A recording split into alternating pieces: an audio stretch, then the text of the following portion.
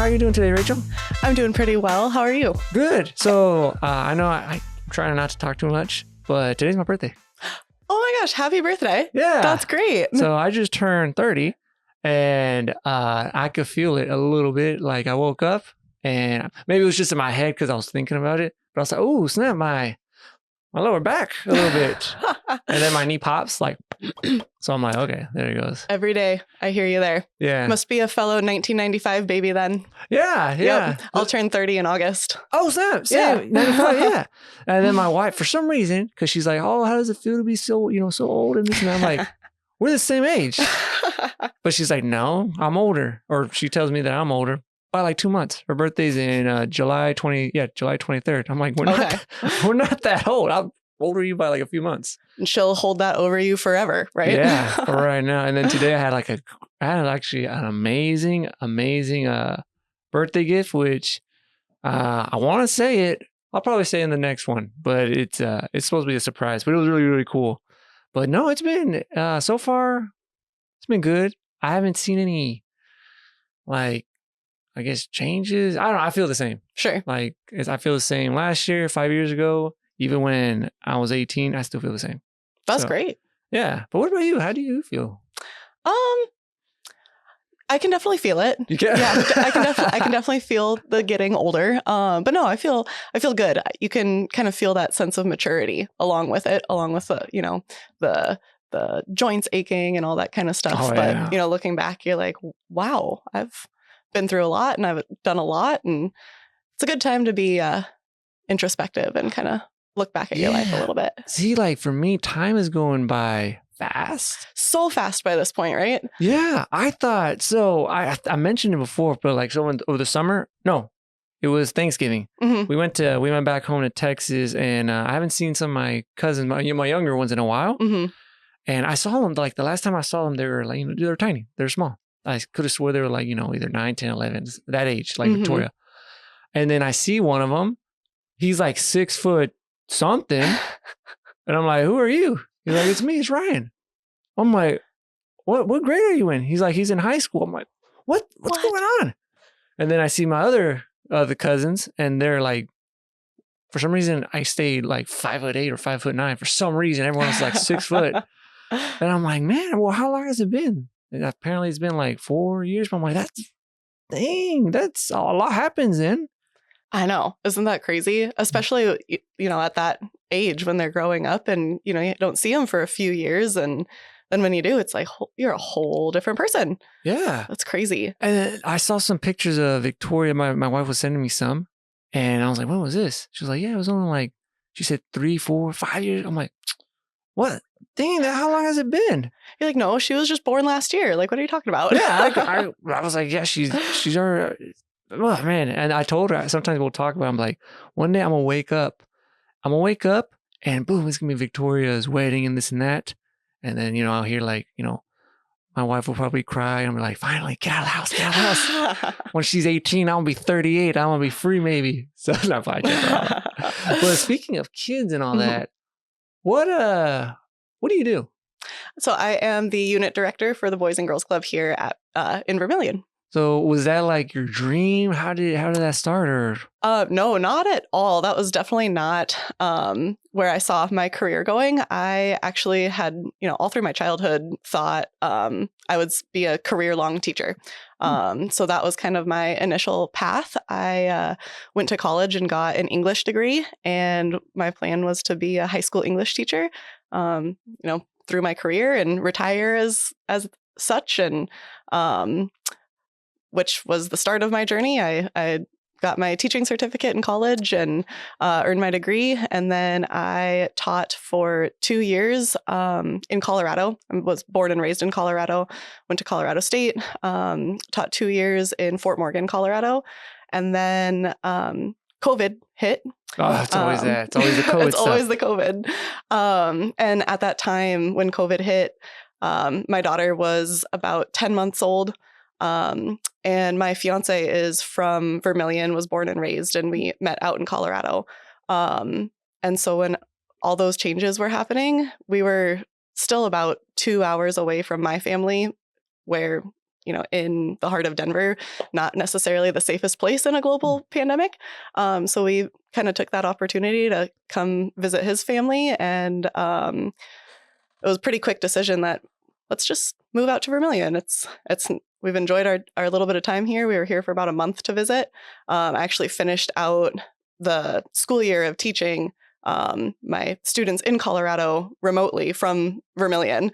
So that was a really interesting situation that I never thought we would ever be in. But yeah, it kind of just became an easy decision to move out here and see where that takes us. And so after that move, I spent some time in the Vermillion School District for 1 year. I did some co-teaching and worked with Mary Begley in the drama department, which was such a cool experience.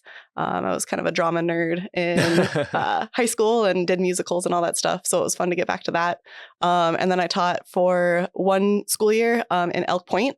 And by that point, you could kind of see the changes and effects that COVID had just on students, teachers, kind of the whole education system. And I just realized I was not as happy in that role as I was previously and was ready for a change. So I just kind of started looking around, seeing what was out there. And it just happened that, I kind of took that summer to just enjoy life and enjoy Vermillion, my daughter, and all that stuff. And then really hit the search for another position hard at the end of the summer. And it just so happened that Boys and Girls Club of Vermillion was opening fall of 22. So it was just great timing. And I applied to be the education director. And so that's where I started with the club. Oh, so that's when... So you were there with Savannah too, right? Yep. So what was Savannah then? So Savannah was essentially in the position that I'm in now. But the title of the position changed a little bit. She was executive director for the unit, and now I'm the unit director. Oh, so you were here since the beginning. Yes. Right here. But not quite so involved with the academy program like that Victoria's in. Yeah. And I oversaw the start of our tutor club programs and getting those implemented, which was a really fun process and able to kind of see that through starting with the middle school and then the high school and then elementary students before becoming unit director. Do you like it? Yes, I like it. It's been a crazy journey. There's been a lot of transitions through the organization and through our unit. But it's just one of those things that I never even considered a career outside of teaching. And it's kind of that perfect half step out of the teaching world, but still working with kids. That was, when it comes down to it, my passion has always been working with kids. So how do you, why did you want to become a teacher? Do you just like, I don't know, maybe because I'm like, I wouldn't, maybe it's because of the kids. Like, kids are fine, but having a bunch of them, I'm like, I don't think I can do it. Sure. But what made you want to, I guess, become a teacher? If you are enjoying this and want to be a guest or sponsor, email me at vermillionunplugged@gmail.com. Yeah, I think all through my childhood, the teachers that I had were some of my biggest role models. I was really, really thankful to have had such great teachers throughout my whole childhood. Was always really close with my teachers and just, I think from an early age, could see the value in what they did and knew the effects that they had on me and on my peers and everything. And just, excuse me, as I got older into high school, I just saw that value and appreciated my teachers more and more. And for lack of better word, you could call me a teacher's pet a little bit.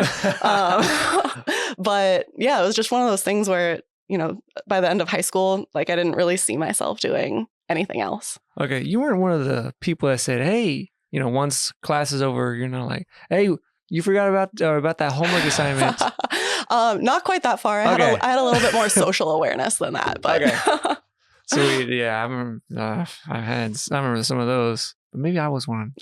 Yeah, I think I was in elementary school, and I tried my best to be one of the cool guys. It didn't work out, which is kind of weird because now I'm going deep into. We start my therapy session again. So like in high school, I hit that age where, so I play video games. I love it. And I'm not talking about, Call of Duty. No, Sure. I go into that. I go into like, Pokemon, Nintendo stuff. I've got Pokemon cards literally in my purse right now. Really? Because my fiance also loves Pokemon. My daughter loves Pokemon. Really? The kids at the club love Pokemon. And so I've started my official like 151 collection of cards and everything. There you go. Along with your birthday, today is also mine and my fiance's anniversary. So oh snap! I know, isn't that crazy? What? So before I went into the club for work, dropped off a little gift for him at work, and it was Pokemon cards. So he had to go through them and get me any of the 151s I was missing and stuff. But oh snap! Do you guys so are you guys just collecting, or do you also play the TCG rules?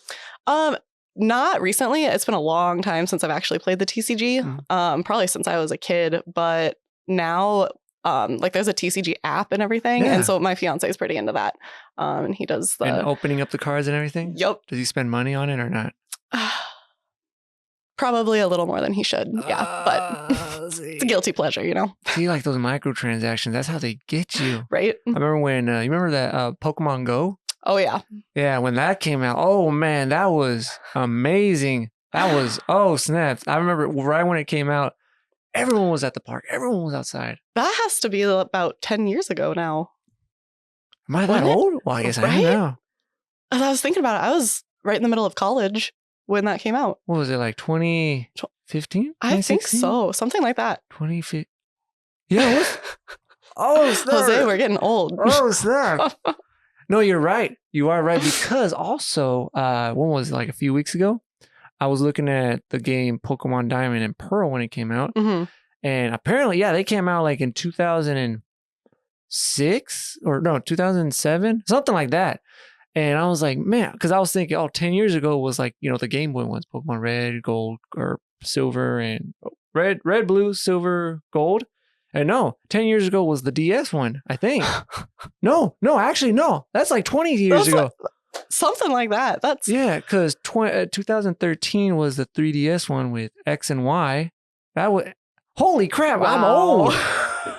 Whoa, what is going on? It's been a long time since we were, just learning the TCG game and watching Indigo League on WB Kids and all that kind of stuff. Holy cow. Yeah, that stuff was pretty good. I remember watching it. I would watch it on Saturday mornings. Mm-hmm. Because kids like Victoria, she doesn't know too much about commercials. Right. Yeah. Because now we got the streaming, this and that. If we watch, for example, if there's something on YouTube, now they have like a 15-second ad that you can skip. Sometimes like a minute. And she's like, oh, that's so long. I'm like, no, you don't know what long it is. Oh my gosh. Yeah. Yep. Or when like the internet, when we're trying to watch something or like a page, and it just takes like a few seconds. She's like, it's taking so long. I'm like, no, you don't know what dial-up is. Oh my gosh. I still got the struggle. I got PTSD from the sound still. Like, I'm like, these kids are... Back when you couldn't use the internet and make a phone call at the same time. Exactly. Man, some of them don't even know what like a landline is. They're like, what do you mean a phone? I got my phone right here. Also, I don't know if you've done it. You should ask the kids, hey, how do you take a picture? And you would think like, you just take a picture like this. Some kids, they're like, okay. No way. Ask some of them.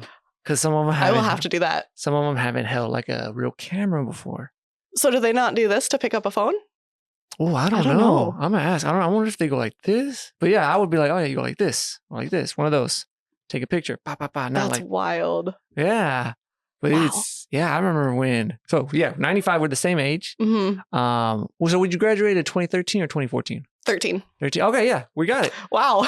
So yeah, I remember when like smartphones started coming out. Like I think high school is when more people started having more smartphones, and iPhone and all that came out. And then now you got like, boom, you got the most amazing thing. I think it's the most amazing thing. It's insane. I remember like back in elementary school and learning math facts and all that kind of stuff. Teachers always said, you won't always have a calculator in your pocket. Now we do. Yeah. Apparently I had to memorize like formulas and this and that. But then like here I work, same thing. They're like, yeah, you just go online. I'm like, oh, this and that. And especially like when I was working in one of the labs right here at the med school, there's all these I don't know, all these things I got to find out. Yeah, apparently they're like, yeah, just look it up online, how to figure it out. I'm like, I thought I had to memorize this stuff, but Right? no. And then now they got that AI ChatGPT. I'm like, oh, I wish I had this stuff. They don't know the struggle. They don't. But apparently my wife, so she was born in Mexico, so she knows math without a calculator. So I remember it was was I a senior or was I a junior? One of those. I went to school. It was just like 3 days in Mexico. I was with her, and they were doing calculus. Yeah, calculus without a calculator. And I was like, please don't pick on me. Please do not pick on me. Yeah, apparently they had it was the dumbest kid doing calculus on the board. And he was doing, I didn't know what they were talking about. So yeah, so there's some struggles right there. Like, because sometimes we'll sell food and she's like, how do you not know how to, do the stuff in your head? I'm like, I don't. I need a calculator. Right. That's why I got this. I don't want to learn it. What's the point of having a phone? Exactly. But yeah. It's a tool, right? Tools are meant to be used. Exactly. So since you were same age, now I'm going to the nostalgia stuff. And then you talked about like theater drama. Do you remember High School Musical? Oh, absolutely. 100%. What was that, like 2006? Oh, no. Something like that? Oh, no. Yeah, now I am old. Yeah. Well, I was watching. So funny thing, like when I'm at the gym, I have a weird playlist. It's just it's all over the place. So mostly, and I'm going back to the Pokemon thing, I'll go on YouTube and, I'm jamming out, but it's usually like a Pokemon battle theme. Oh, that's awesome. It just hits hard. But then sometimes I was hearing, it was High School Musical 3. It was like the beginning of the game. And actually the songs they're actually I think they're pretty good. I totally agree. I hear you. Like I will jam to High School Musical all day. Yeah, there's High School Musical. And I remember Camp Rock. That one was cool. I didn't watch too much Hannah Montana because I was like, no, that stuff is for girls. But then I heard some of it. I'm like, yeah, it's actually pretty good. I liked Hannah Montana. You did? I was into that, yeah. I liked the like Sweet Life of Zach and Cody. Oh, classic. Yeah. Then they also had Sweet Life on Deck. On Deck. Yeah, they were like on a cruise ship. Yeah. I watched a little bit of that, but the Sweet Life of Zach and Cody, that one was really, really cool. And if people remember, if they remember some of the memes or something with Mr. Mosby, like the gear or the stick shift or gear shift, whatever you call Prindle. It. Yeah, I call it the Prindle. The Prindle. That's what it is now. Yeah, forever. That's so cool. Oh, snap, man! I don't even watch like Disney stuff now. I wonder if they have. Do you think they still have that something similar or not? I don't know. I don't know what is on Disney Channel anymore. I mean, I don't have like cable TV or like real TV because of all the streaming stuff. And so we have Disney Plus and, I never really think to look and see what's new or relevant now. I'm just like, oh, I can watch Hannah Montana from forever ago. Like, that's awesome. Do you remember, have you seen, you probably did, Drake and Josh? Oh, absolutely. Apparently, classic. I'm trying to get Myra to watch it, but she says she doesn't like those type of things. I'm like, no, it's a class. It's amazing. It's so good. It's man, it's like, dude. I feel like those are the kind of shows and movies that like totally developed my like sense of humor and stuff. Like, yeah. I always say Napoleon Dynamite. Oh, snap. I remember that. Oh, it's so good. It's just my sense of humor. Like, I love that movie so much growing up, and I think I like took a lot from that, and I have kind of more of that like dry sarcasm sometimes. I got that same thing too. That's what it's an epidemic for our age. Yeah, it's Napoleon, because Napoleon Dynamite, I think those were that one was like one of the first, I guess, indie type of movies. Sure, yeah. But it's just so like, I remember when it came out, some people were confused because they're like, is it like awkward? Is it, but it's also funny. Mm-hmm. It's not like over dramatic and this and that. It's just, it's kind of realistic too. It's funny. It's one of those movies where it's like the production value of it was probably so small. Like they couldn't have spent too much money making that movie, relative to other movies and stuff. But it's just, I think that's part of what makes it so funny, because it feels so like, like real, Yeah, it is. It's just, now I got to watch that again. I need to show Victoria that, and my wife, Napoleon Dynamite. Absolutely. Man, now I'm trying to think about some other stuff. So Like, okay, everyone knows. I'm not that old, but like the movie, Karate Kid, this and that. For sure. Now, have you seen like the Cobra Kai stuff on I Netflix? never really got into it. I saw a little bit of it, but not totally my vein. So my dad, we're in Cobra Kai when the first season came out. It came out on YouTube Red for some reason.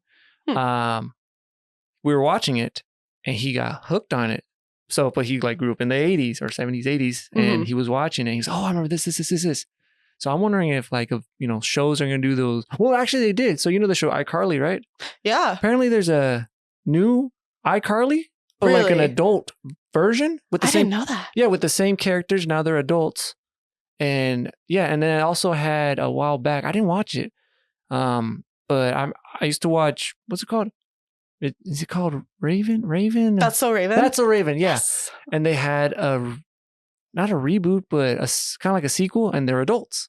Oh, that's so cool. Yeah, it was like a few years ago too. I didn't watch it, but yeah, they're trying to do like adult versions of that with the same character. I don't know. Interesting. Yeah.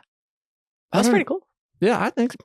I guess, yeah, that is cool to see, like characters and, actors that we grew up watching that were, closer in age to where we were now, like seeing them in the same life stages that we're in again. Like, that's pretty crazy. Yeah. It's like a full circle moment. Yeah, because I think on that iCarly one, I think it's Freddie. I don't know if all of them, but like they're married. And I think some have kids. And I'm like, man, they're old. And I'm like, wait. That's also me. Because we're millennials still, right?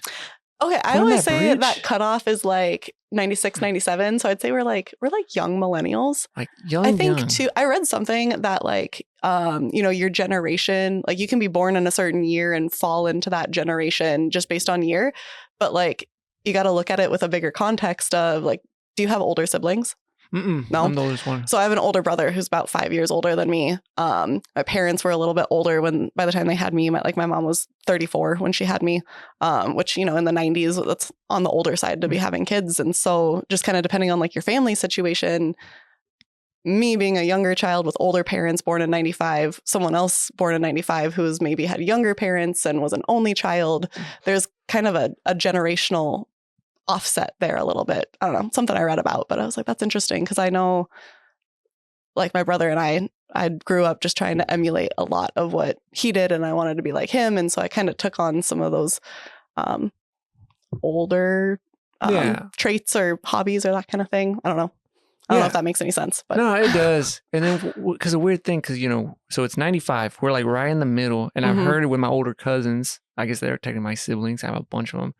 And I would be like, oh yeah, I'm a 90s kid or whatever. And they're like, no, not really. You're a 90s baby because you didn't really technically grew up with the 90s stuff. 2000s is when you probably grew up. And I'm like, 2000s? I'm like, well, yeah, that's when I remember most of the stuff. You know, I remember, if we're speaking video games, yeah. Game Boy Advance, SP. I remember the GameCube. I loved the GameCube. Oh, it's one of my favorite underrated gaming systems ever. So underrated. What game would you play on it? Paper Mario 2. Oh, the 1,000-Year Door? Yeah. Yes. Did you do you have a Switch? I do now. I got a Switch. My fiance got me a Switch for Christmas I think 2 years ago. And it was one of those things where it's like, I think just a piece of my inner child just was healed because I wanted a Switch, right when they came out. And I just, never had that opportunity. And all my friends had them. And it was just something I wanted so badly. Because they did a remake of the game. Yeah. Of Paper Mario 2? Yeah. It's an HD remake and so it plays the same. It looks amazing. It's HD, but they fixed a lot of the stuff. Yeah, they have an HD remake of it. Whoa. Yeah. That's awesome. Yeah, I would play on the GameCube. So yeah, I had that one. I never beat it. I hate it when I don't beat a game, but I remember when I was younger, so I need to beat that one. Now I beat them. I beat all my games. Do I do 100%? No, because I don't have time now, but I'll beat it. I'm finishing the story. Yeah, there you go. I'll finish the story. But I will put it on hard. I won't go easy. I'm not that of a weenie. But the games I would play a lot I played Mario Sunshine. Luigi's Mansion. Oh, yes. And if it was one of those Mario Party, I still think the Mario Party ones on GameCube is amazing. And Smash Brothers. Oh yeah, classic. That one. Oh, that's so good. And then if it was a sports game, so funny thing is, I'll play almost anything, but if it's like sports video games, I hate them with all my passion. As Really? in like realistic ones like NBA, MLB, or FIFA.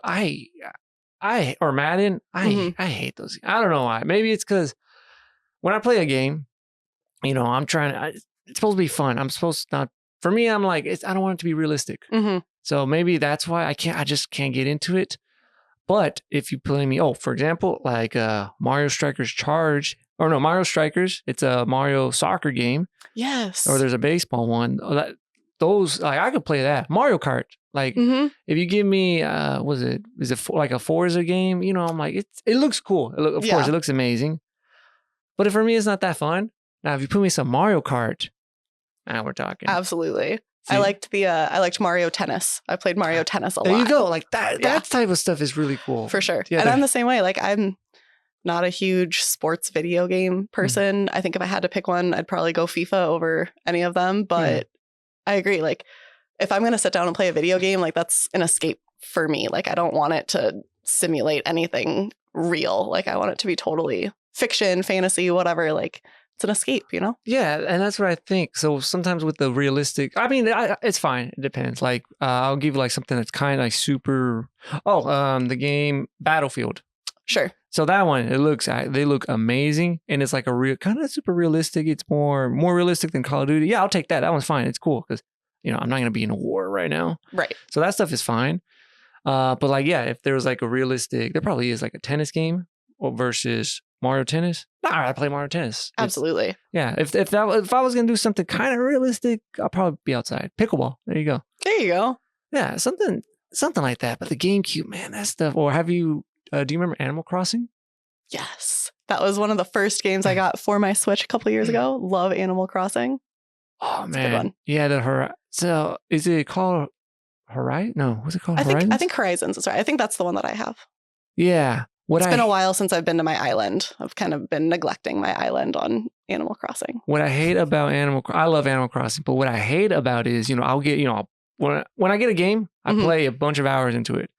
With Animal Crossing, it's one of those games where you could keep on going. And what I hate is, I play it and then I don't play for a few years and I'm back. I'm like, man, a bunch of stuff happened and I missed it. Yep. Yeah. So I've noticed that too. Yeah. But I would play that. I remember when on GameCube. GameCube is the one I hit the hardest. That one and on the DS one. But like on my birthday or on Christmas, on holidays, that stuff, like, because they actually do. There's holidays happening on that stuff. Right. Like, I don't think I played it at all the month of November. And then I got into it in December and there was like Christmas stuff starting to come out. I'm like, but what did I miss for Thanksgiving? Like, I missed everything that had to do with Thanksgiving in the game. So I hear you. It's definitely one of those games where it's like you put in a bunch of hours and then you can walk away from it for a long time, but then it just sucks you right back in. And you kind of have that fear of missing out from your virtual world. Did you hear about that new Nintendo Switch 2? Yeah, I just saw a commercial or an ad for it Did you a couple of days ago. Did you see the price?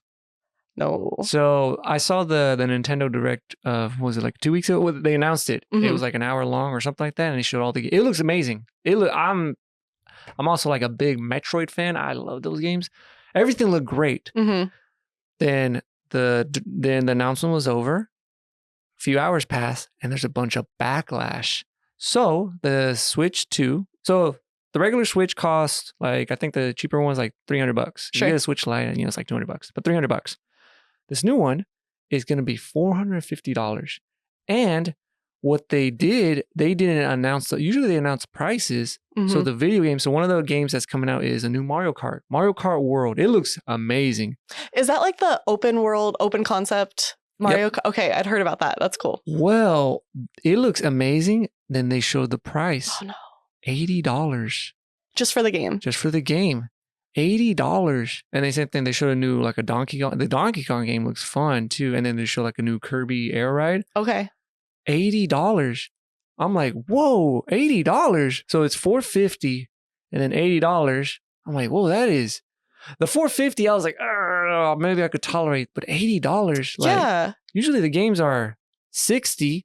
And then I know some Xbox PS5 games are $70. I haven't hit that price, but now they're jumping to $80. which I'm like, that was a lot of backlash. Mm-hmm. There's a lot of people say, hey, drop the price.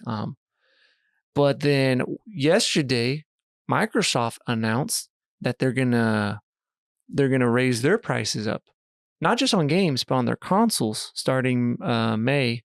And I was checking it right now. So an Xbox Series S, it's like the cheaper one. Mm-hmm. You could get it for like $300. They rose the price up. Now, if you go online, it's $380. Their Xbox Series X, which is $500, now it's $600. Oh, and they jeez. rose their price up on accessories and the controllers. And I'm like, whoa, what is going on? So I follow the gaming stuff. Mm-hmm. So prices are shooting up a lot. So I don't know why, but that's not good too. Because also there's a new Pokemon game, and I was kind of excited about it. But especially with the price, I'm like, nah, that is... Yeah, that's insane to get the new Switch 2 and get one brand new game for it, to spend over $500 for that. That's wild. And then if you want their Pro controller, they rose that price up. Now it's like $90. I'm like, whoa, that's hitting hard. And I've heard some people defending it. I don't know why they're defending it. They're saying, oh, well, because of inflation, this and that. I'm like, no. That's not how it works, because apparently, I'm not that old, but if you look like on a catalog with the NES or Super Nintendo N64, well, actually, Super Nintendo, let's talk about that one. Those games used to cost like $70, $80, $90. And back then, that was a lot of money. But then stuff started to go down. And usually, because I remember it, then I think when GameCube hit that era, games were usually like $50. On a Game Boy, it was $30. On DS, it was like $40. They stuck with that price. Then 360 PS3 came and they rose it to $60. The Nintendo Wii was still like $50. Switch comes out. Oh no, Wii U comes out, and it's everything's $60. That's fine. Back in the day, it was like 60, 70, $80. It was insane. Now everything's fine. Then they started raising to 70, and now they're doing 80. And I'm like, that is a lot. Sure, of course, inflation back then, it was a lot more, but that is, I don't know. I'm not going to be buying that new Switch, though. Me either. I'm going to just enjoy the Switch that I have now and make up for probably a decade of not having one since they came out. And I'm happy with what I got. There's a bunch of stuff. Do you, so what games do you have on the Switch? So I have Animal Crossing. I have Hogwarts Legacy. I'm a big Harry Potter person as well. Ooh. Haven't been into that one in a while. I love video games, but when I'm in the mood for video games, which is not all the time, but I can definitely get really into them. And then what else? We have Mario Kart. Oh gosh, another Mario game. I can't remember which one we've got. Mario Odyssey? No, I think it's Mario Party. It might be. I think it's one of the Mario Party games. Probably a co-op or a multiplayer game, maybe? Yeah. Okay. I think that's the one. Oh gosh. Hogwarts Legacy. My wife so she bought me that for Christmas. It's still sealed. Not because I also collect games, but no, I'm gonna open. I'm trying to beat Elden Ring, which is hard and almost impossible for me. So I still have it, but I've heard good things about Hogwarts. It's pretty cool. I like Harry Potter too. Yeah, just like the visual aspect of it is amazing. And it's just really cool to, you get like a whole back story or in the past from, it's not where like Harry Potter picks up. It's like a century before that. And you can pick your house? Yep. You can? Yep. Can you pick learn, your house? Can you learn like the curses or not?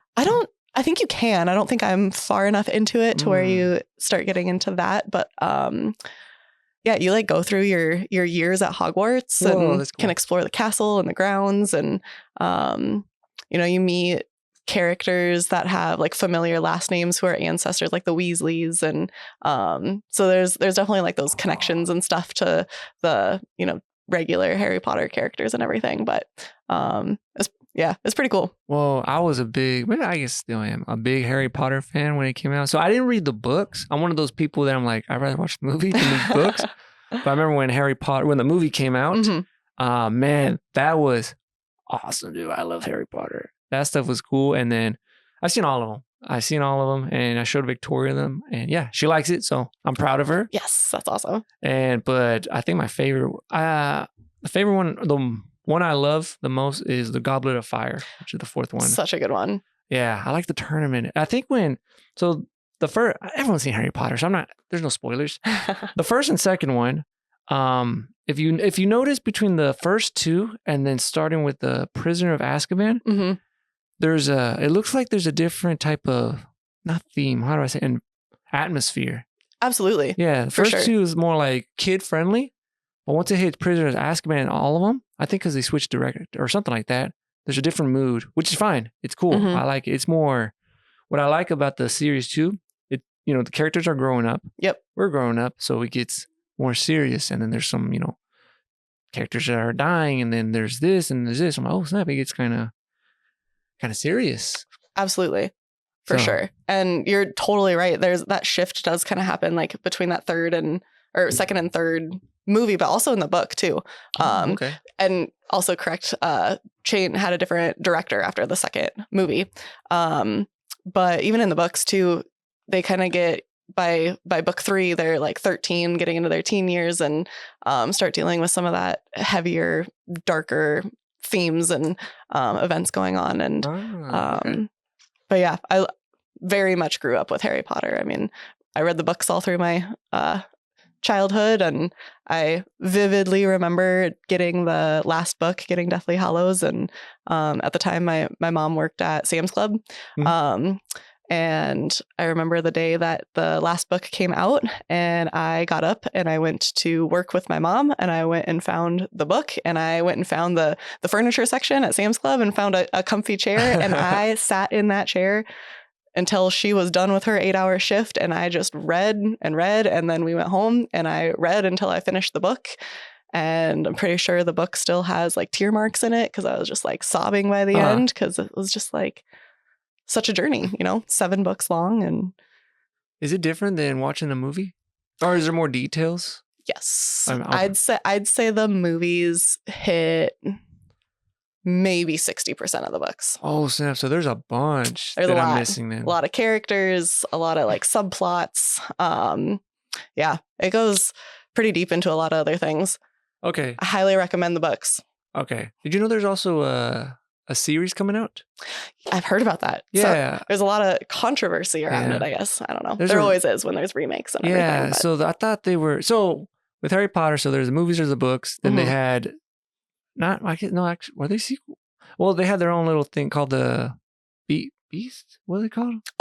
Fantastic Beasts and Where to Fantastic Find Beasts. Them. Yeah. They had those, and I wasn't too much of a. I watched the first one, and I was like, I don't know. It wasn't bad, but I was like, it wasn't. I don't know. I like the Harry Potters more. Yeah. It's definitely got a different feel to it. Yeah, because they're also in America, and they call them Magies, and there's some different rule. I don't know. Maybe it's also because it's in the 1920s or 30s. They had the aesthetic, Mm-hmm. Yep. so it kind of threw me. I don't know. It threw me off a little bit. Oh yeah, I guess they're prequels. Because Dumbledore and Grindelwald. Grindelwald, yeah, they're in there, and yeah, so they're in there. And Jude Law plays Dumbledore, which was just like wild to even think of him as like a 40-year-old man or whatever. And then Johnny Depp was playing Grindelwald, right? Yep. And then they switched. Yeah. Kind of that whole Johnny Depp Yeah. controversy stuff happened through that. And I'm going to forget the actor's name. Yeah.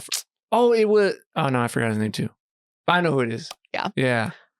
So yeah, it's a lot of weird things. And now they're doing when I heard about the series, I thought they were gonna, have it's gonna be a different time or a different this or whatever, but they're remaking it. Mm-hmm. Which, I mean, remakes are fine sometimes, but I'm like, I don't think you need to remake Harry Potter. I don't think so, but we'll see. It's one of those things where it's just like such a huge fantasy world has been built around this series that if they wanted to, go back into that world, there's a lot of other like storylines they could have explored with that. There's like Harry's parents' generation and everything that happened with the first Wizarding War and all that. Exactly. I can turn on my magical history hat if I want to, but have you seen are you familiar with Avatar: The Last Airbender? a little bit. Wasn't super into Avatar growing up, but I'm familiar enough. Okay, because that series, and I will say with all my heart, is one of the best shows of all time. Mark my word, you could just look up a top whatever animation, and it'll pop up. It's just so amazing. So of course, what I like, I make Victoria watch, and we've rewatched that. Man, we rewatch it like 4 times every year. It's just that good. There's no episode where it's like, oh, it's kind of boring. Maybe there's one tiny one. Everything is just so amazing. Then they had a sequel called The Legend of Korra. Mm-hmm. And I remember I was so excited because, like, I want more Avatar stuff. And it was one of those, it was fine. Same thing. Maybe it's the because, in Avatar, The Last Airbender, it's like, I don't want to say ancient times, but like an older world type of thing. Sure. And then with this one, with Legend of Korra, so now instead of exploring the whole world, they're stuck in a city, which is fine. But the city is like New York.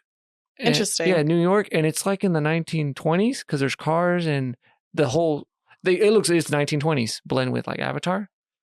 And it threw me off a lot. And then they also have like, there's a little subplot with sports. Mm-hmm. They call it pro bending or something like that. The fight, I like Avatar fights, but this one is like boxing, which is fine, but they're boxing the elements. They're just, doing some, they're doing other stuff, but I'm like, I don't know. I thought it was kind of lame. Yeah. And then they I don't know, I could go on that, but it's, I don't know. Sometimes some sequels are okay, but sometimes, I don't know, they ruin some stuff. Yeah, I would agree with that. Sequels are so hit or miss. But then there are some sequels that just like totally knock it out of the park. Like this is going to be totally random, but I absolutely love Shrek 2. Shrek 2, one of the best sequels ever. Yep, I agree. And now they're making a new Shrek. And isn't Zendaya in it? Yeah. I think she like voices one of his daughter or something. Yeah. I saw the teaser, and so I was not expecting another Shrek. I liked the first one. The second one is amazing. Mm-hmm. The third one was okay. The fourth one was okay. They probably could have stopped after 3. Yeah, I think so. Have it just a basic trilogy. Mm-hmm. And then they showed the teaser a while back, like a few weeks ago. And I was watching it, and something was off with the design.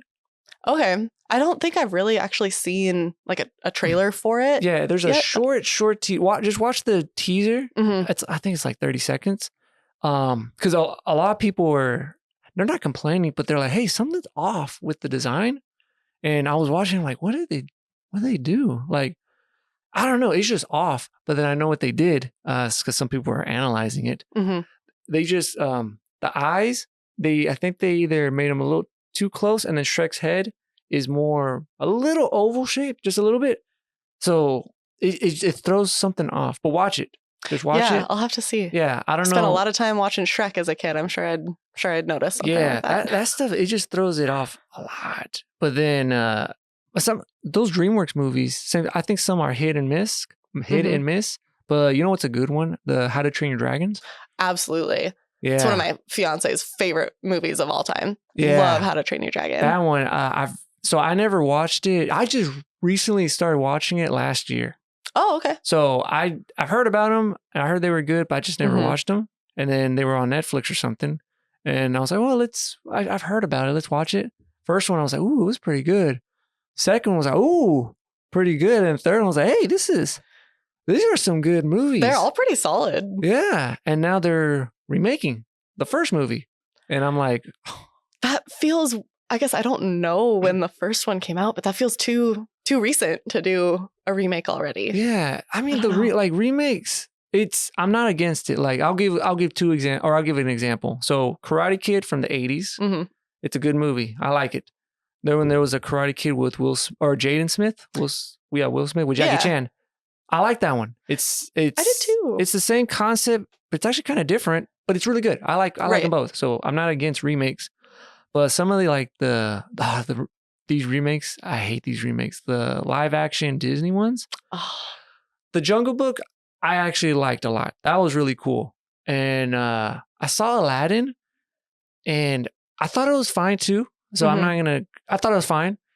And then when they showed Lion King, like the trailer, man, I was like so excited because realistic Lion King.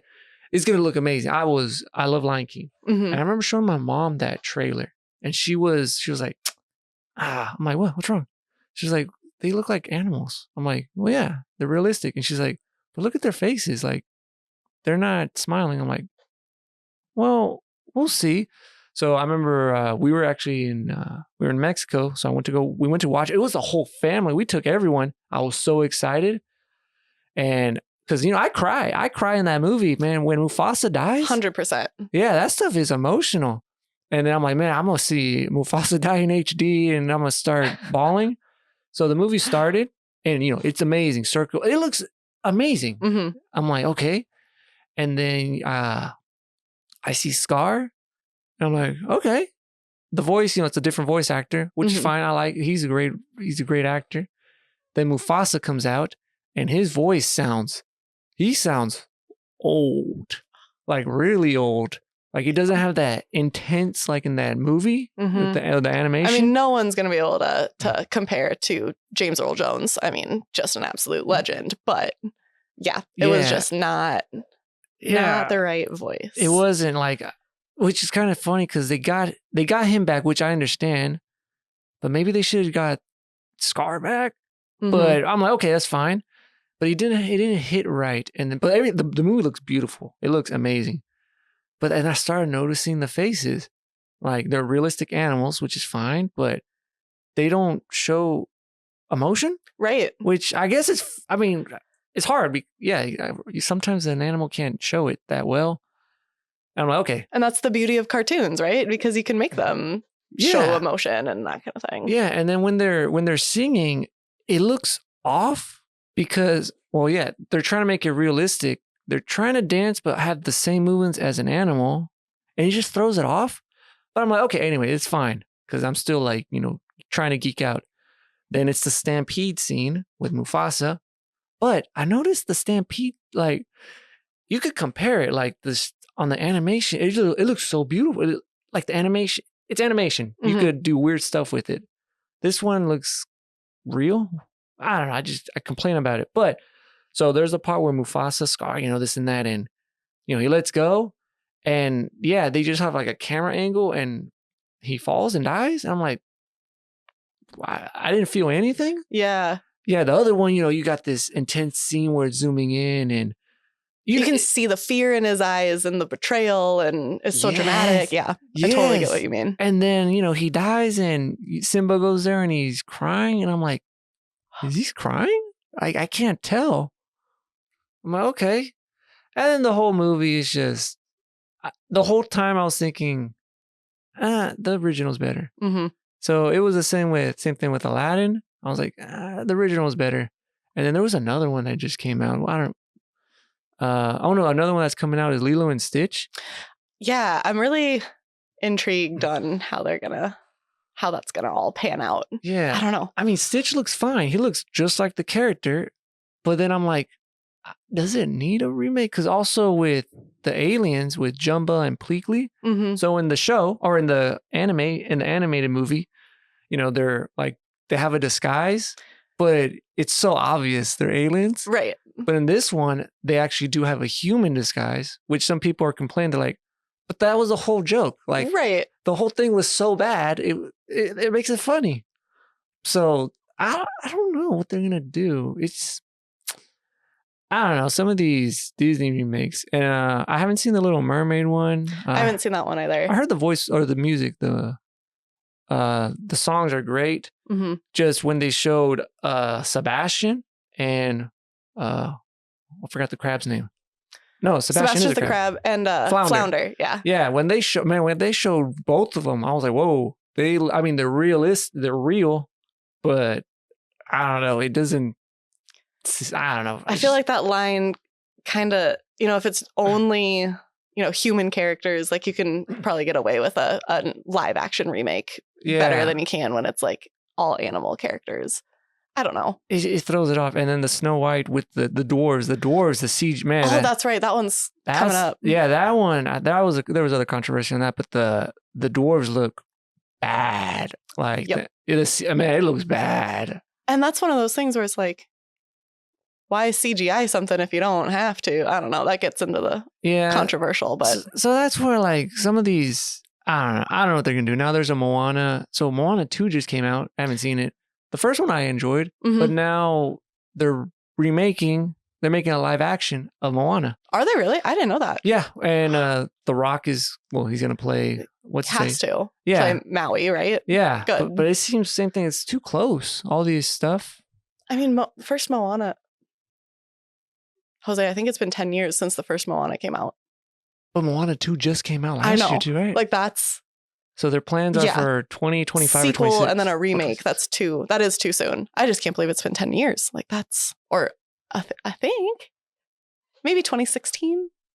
See, I don't know. I get, I'm old, but I'm not... We're old, but we're not that old. Exactly. So I don't know. Now this whole episode we're talking about nostalgia, and now I just feel really old. See, I'm gonna be one of those people now. I'm be like, well, back in my day, my day. Yeah, back in, it's insane. So, but we were supposed to talk about Boys and Girls Club. I will backtrack it. So, sure. What happened last year with? So I heard you guys, I guess, got bigger, and there was a grant and all this stuff, and then now you guys got a new facility, which was the old Austin school. Yep. So how did that all happen? Like, what's going on? Yeah, a good question. So when the school district made their plans to build the new elementary school, obviously Austin and Jolly combined into that school. And so there was just conversation with our organization, with the Northern Plains Boys and Girls Club, and with the school district to see if one of those facilities might make a good club. And the Austin school building was definitely in better shape than the Jolly school building. And I mean, since we opened as a club, we've had a great relationship with the Vermillion School District. I mean, before taking over Austin, we ran all of our programs out of the schools. And so it was really just kind of a natural transition. And I think just having a great relationship with the district really helped with that. And so, yeah, we moved into Austin fully at the start of summer last year of 24. Okay. Yeah. Because last year, so, we were there since y'all guys came. So I remember Victoria's what I call a part of our core group, our core OG group of members. There you go. Since the beginning. Technically, I guess, so she's 4th grade. So if she's going 5th grade, that'll be the last year. But last summer, last summer, yeah. So I'll give you guys some slack because the summer, everything, you guys changed a lot. I know in the beginning too, especially with I didn't know because you usually have to register, and a lot of us, especially me, we were too late for I guess right when summer was about to hit. And I'm like, oh great, man, I didn't know that part. So we hit that problem, but then we finally got her in. But we were bouncing back and forth because it was a little different.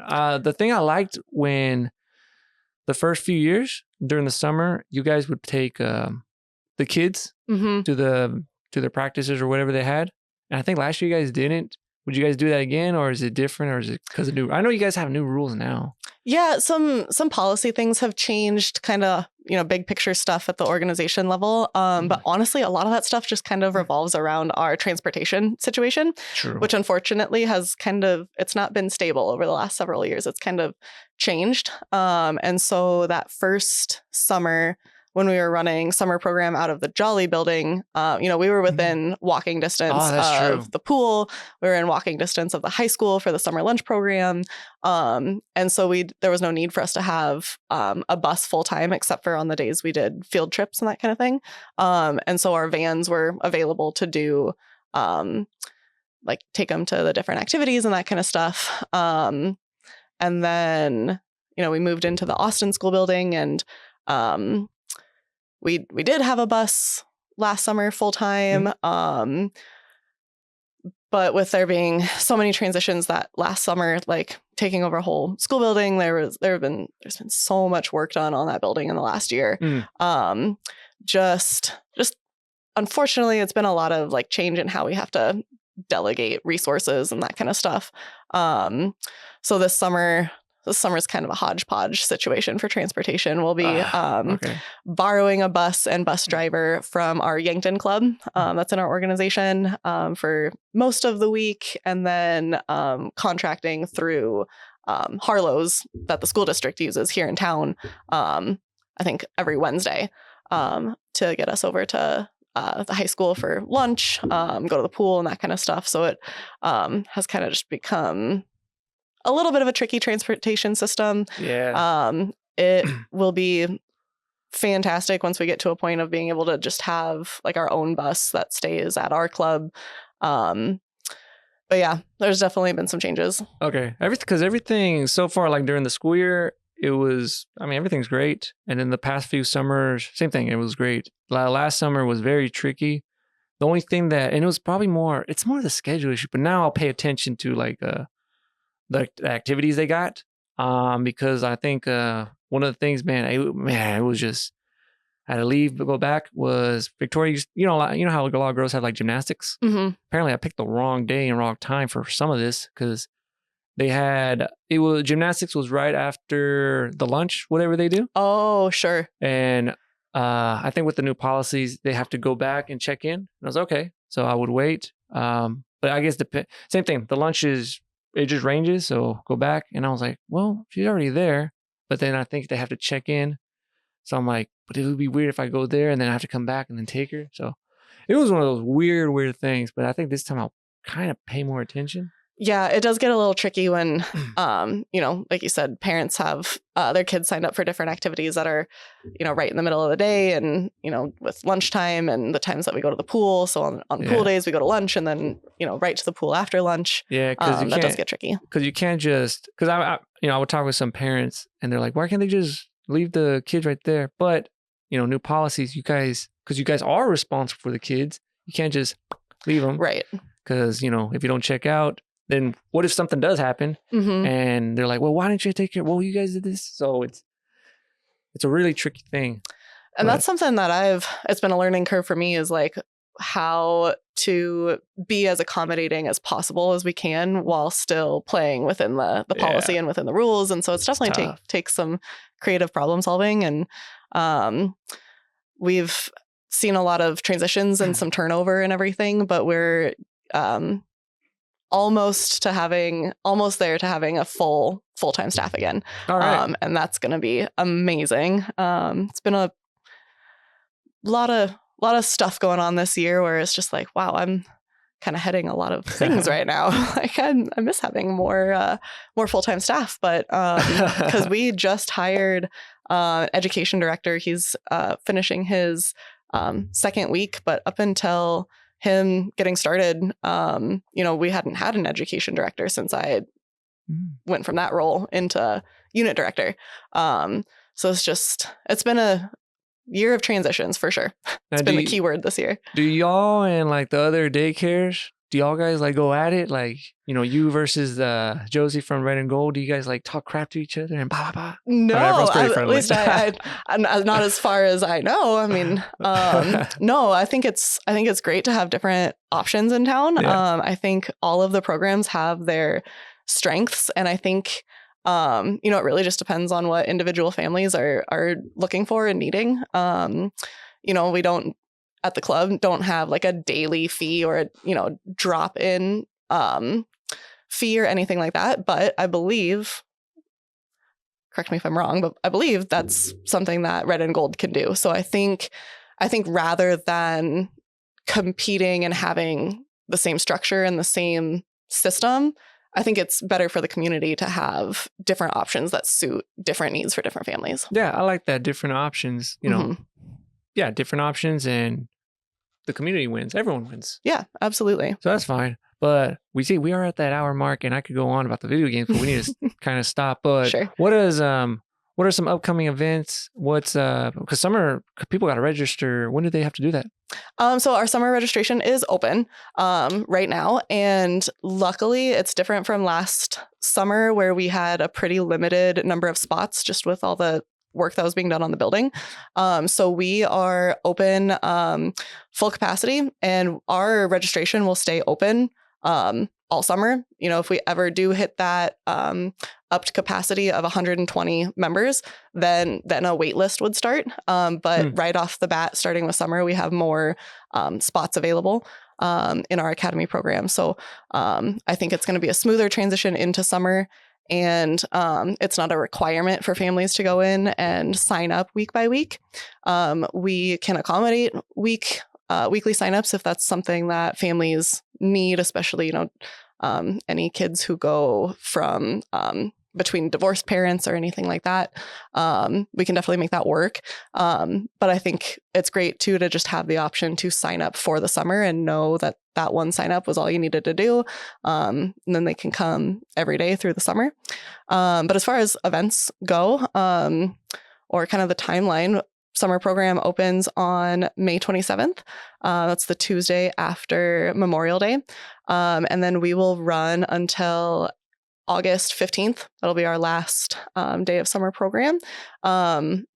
Running our same programs this summer with Academy and then our summer school programs for elementary and teens. And then this summer, we will also be serving 3 and 4-year-olds. And we have 20 spots for that program as well. So we're really excited to have that addition coming as well. Oh, snap. A lot of stuff. Yes, a lot of stuff's coming up. And I'll say it again. It's been a year of transitions and, a lot of trial and error type stuff. But just all trying to find our footing and keep growing and keep expanding and hopefully keep moving in that direction of becoming a traditional club structure where we do just have that yearly membership fee. And then, that's going to cover the bulk of a year. Not quite there yet, but hopefully in the next few years, I'm hoping for. All right, sweet. I'll put the links and everything in that description. But I do want to thank you so much, Rachel. Yes, thank you for having me, Jose. This is awesome.